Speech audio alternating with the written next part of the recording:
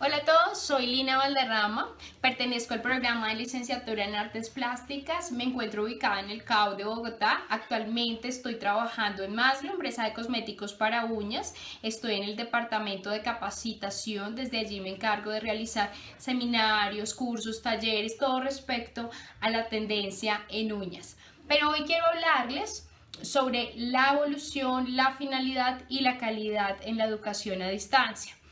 Pues es importante mencionar que la educación a distancia es y será uno de los elementos más potentes del futuro, y es que esto en verdad dice mucho. Pero ¿cómo surgió? ¿Cómo evolucionó? Pues esto data del siglo XVIII y XIX, parte de 1728, cuando en la Gaceta de Boston realizaban tutorías por correspondencia. En 1840 Isaac Pitman en Inglaterra hace un intento porque este tipo de modalidad sea un poco más formal.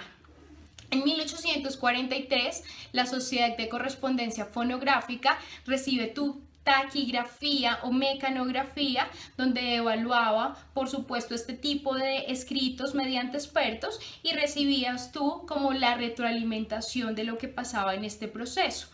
Este tipo de proceso se perfecciona un poco más en el siglo XX, toma un poco más de auge y en 1939 nace el Centro de Educación Nacional a Distancia en Francia. Esto hace, por supuesto, que cree un poco más de impacto y se generen 5 generaciones o 5 etapas importantes. ¿Cuáles son?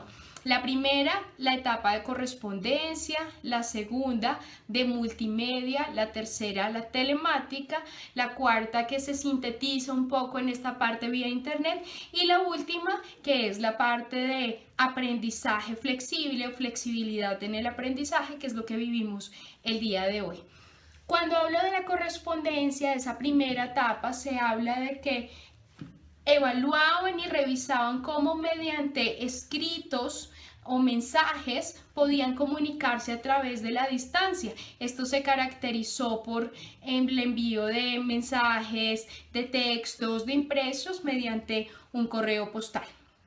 En la segunda etapa se muestra la multimedia, más o menos en la segunda década del siglo XX, donde por medio de la radio y la televisión transmitían ya una serie de conceptos. Eso hizo que tuvieran una parte más de interacción, pero luego inmediatamente o muy cerca surge el teléfono, y mediante el teléfono veían cómo era mucho más fácil acortar esa distancia entre el alumno y el maestro. De esta manera va evolucionando, va creciendo, y viene la tercera etapa, donde hablan de la telemática. Cuando se habla de la telemática es la interrelación más bien de los medios de comunicación y la informática, de la computadora y el sistema multimedia, donde se trabajaba la teleconferencia, la telereunión, el correo electrónico, redes, entre otros.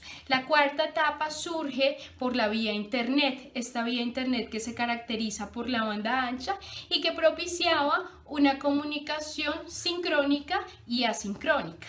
Viene la última, la quinta etapa, que se habla de ese aprendizaje flexible, que es lo que vivimos hoy en esa nueva era digital, apoyado mediante las TICs, que es esa tecnología de información y comunicación, de manera que interactúa de manera más precisa y simultánea. Pero esto es como evoluciona, y su finalidad, cuando hablamos de su finalidad, hablamos de buscar una oportunidad de educación.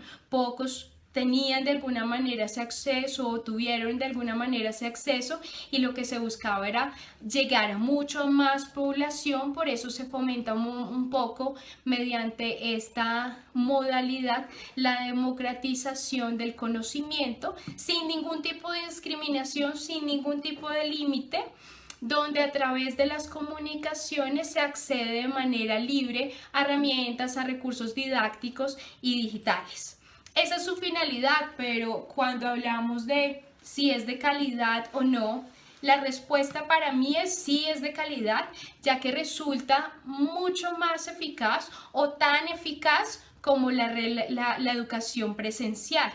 ¿Por qué? Porque facilita la construcción del conocimiento propio, porque ofrece capacitación o capacidad de innovación, se caracteriza por esa flexibilidad, por esa autonomía y por esa interacción. Por supuesto, favorece al auténtico gestor que resulta siendo el alumno propiamente y mantiene la accesibilidad sin menguar, por supuesto, ese nivel cualitativo. Me parece que es importante destacar eso. Espero esto que les he comunicado, que les he mostrado, les sea útil. Un abrazo a todos, muchas gracias, adiós.